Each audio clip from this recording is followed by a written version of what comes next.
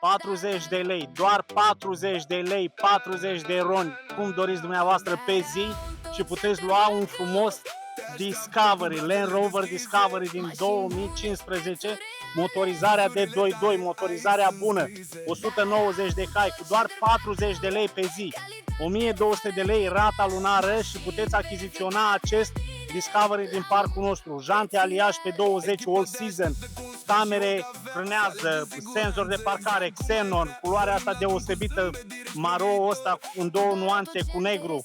La partea de interior, scaune electrice, geamuri toate patru, pilot automat, navigație, cutie automată.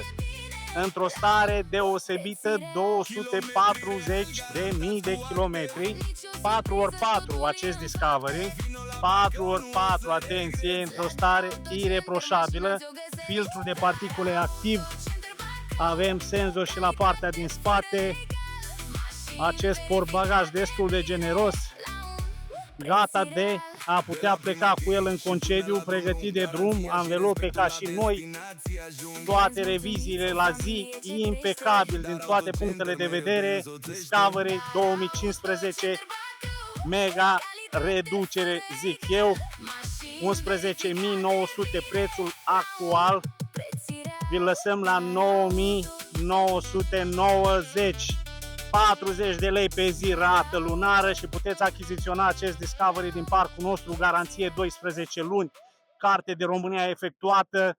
Vă așteptăm să ne vizitați și site-ul nostru darautocenter.bacău.ro, Instagram, Facebook, YouTube, peste tot ne găsiți și în calea Onești, numărul 53, Comuna Măgura, suntem tot noi.